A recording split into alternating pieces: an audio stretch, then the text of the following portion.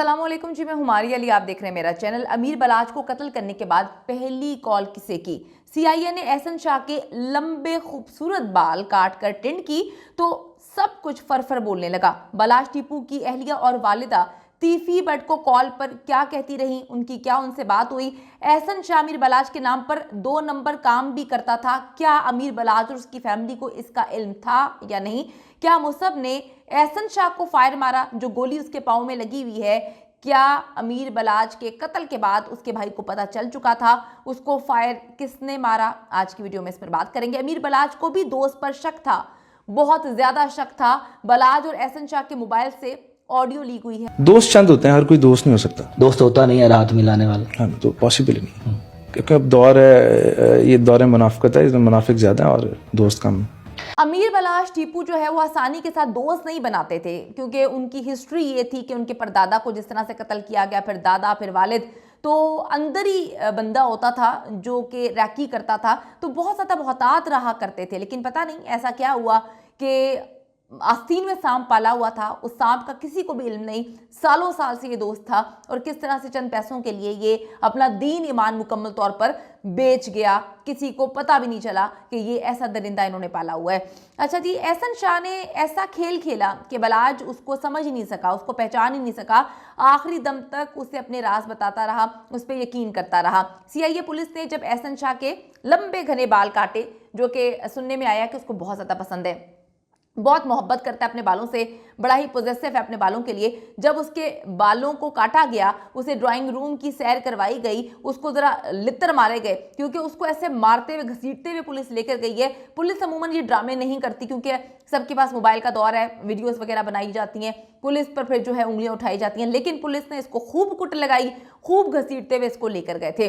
अच्छा जी, जब इसकी टेंड हुई, जब इसकी ड्राइंग रूम से सैर हुई, तो वो 2 मुंह वाला सांप जो है, ठीक है, जो एक तरफ तीफी बट और गोगी बट की दलाली कर रहा था, दूसरी तरफ जो है वो बलाच टीपू और उसकी फैमिली को डस रहा था, उसको मुंह खोलना पड़ा। एक तरफ से पैसा और दूसरी तरफ से देखें किस तरह से हरकतें कर रहा था। ये एहसन शाह का ही प्लान था कि सारी रैकी के बाद वो मुल्क से बाहर चला जाएगा और वीडियो कॉल पर आखिरी इंफॉर्मेशन वो देगा। पुलिस को उस वक्त शक हुआ, पुलिस ने जी बड़े ज़बरदस्त अंदाज में काम किया है। पुलिस को उस वक्त शक हुआ कि जो डीएसपी का बेटा, जो कि बलाच का बहुत ही करीबी दोस्त था, उसके साथ साथ एहसन शाह भी हर वक्त हुआ करता था। अब उसके भाई की शादी है, यानी कि इतने करीबी दोस्त की शादी है, बलाच दोनों फंक्शंस पे जा रहा है और ये साथ नहीं है, शादी पर नहीं है। एहसान भी जाता था, तो फिर इतनी इंपॉर्टेंट शादी पर जो मिसिंग थी ये चीज़, पुलिस को ये बड़ी मिस्टीरियस लगी और फिर इसी शादी पर बलाच का कत्ल भी हो जाता है। पुलिस को जो मिस्टीरियस लगा, उस पर सोने पे सुहागा ये हो गया कि चीज़ें जो हैं वो कड़ियाँ इसके साथ मिली। दूसरी तरफ बलाच के मोबाइल पर आखिरी वॉइस मैसेज भी एहसन शाह का ही है कि आओ मैं तुम्हें रोज़े रसूल की जो है वो ज़ियारत करवाता हूँ। उसके बाद वीडियो कॉल थी। तीफी बट के बावर्ची के बयान के बाद भी एहसन बट जो है वो बुरी तरह से एक्सपोज हो जाता है। अंदर की मालूमात लेने के लिए एहसन शाह ने जो है बार बार बलाच के घर जाना, उसके घर जाकर जो है वो इस तरह की हरकतें करना, तो शक वहीं पर जा रहा था। पुलिस को बार बार शक हो रहा था कहीं कोई उसके खिलाफ तो नहीं है। इस दौरान जी एहसन ने अपने पाँव पर गोली भी मार ली और लोग उसकी जो है उससे हमदर्दी करना शुरू हो गए। कुछ बड़े जर्नलिस्ट इस बात का दावा करते हैं कि इसने इतनी मक्कारी की कि जब ये इतना खौफनाक कत्ल हुआ है तो हर बंदे की चेकिंग की जा रही थी। ये जब जाता है उसके घर, बलाच टीपू के घर जो है करने के लिए ताज़ियत, तो इसकी भी चेकिंग की जाती है, इसको बड़ा बुरा लगता है। फिर इसको अंदर जब लेकर जाया जाता है तो बलाच की फैमिली काफ़ी ज़्यादा डिस्टर्ब थी। उसका जो भाई है मौसम, वो सो रहा था, वोट कर नहीं आया, तो इसको बड़ा बुरा लगा। इसने फिर अपने म्यूचुअल फ्रेंड्स को ये बात बोली कि भाई अब तो बलाच चला गया है तो इसके घर वाले तो मेरी इज्जत भी नहीं कर रहे, तो मुझे पूछ भी नहीं रहे, मैं तो गया हूँ तो मेरी चेकिंग करवाई है इन्होंने, मुझ पर भी शक करवा रहे हैं, कितने गलत लोग हैं, कितनी गलत बात है। अब दोस्ती ख़त्म हो गई लगता बलाच के जाने के बाद। इससे बड़ी बातें की हैं, वो सारी बातें पुलिस तक जो है वो पहुंची हैं।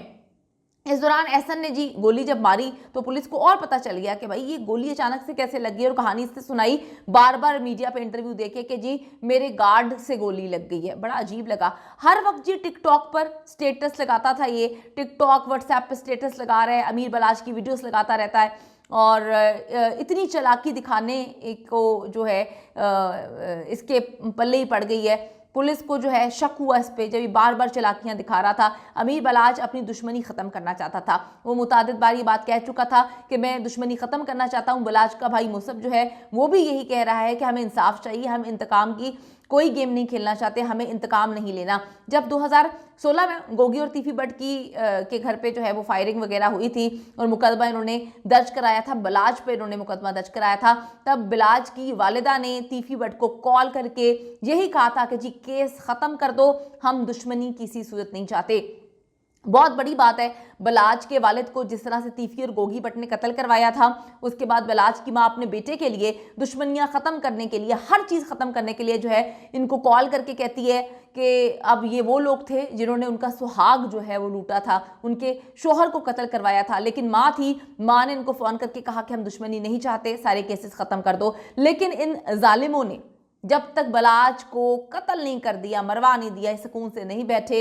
बलाच से इनको इतनी खार थी, इतनी दुश्मनी थी। चलें वो तो दुश्मन थे, वो तो बाप को भी कत्ल करवा चुके थे और डेफिनेटली बलाच को बात का इल्म था कि कहीं ना कहीं मुझ पे हमला हो सकता है। लेकिन जो दोस्त था, उस दोस्त ने क्या किया, एक ऐसा दोस्त जिसको बलाच हर वक्त अपने साथ रखता था, साथ साथ होता था, फैमिली बनाया हुआ था, फैमिली मेंबर समझते थे, घर में आना जाना था, वालिदा से इतना मुलाकातें थी। जब वालिदा को पता चला कि एहसन शाह ने ये सारे काम किए, वो यकीन नहीं कर पाई, वो सदमे में चली गई और वो बहुत दुखी थी, उनको बहुत तकलीफ थी। वो बार बार ये कह रही थी कि इंसान किस पर एतबार करे, इस जालिम को जो चाहिए था हमसे ले लेता, हम जितने पैसे ये कहता हम देने के लिए तैयार थे, तो मेरे बेटे को ना कत्ल करता।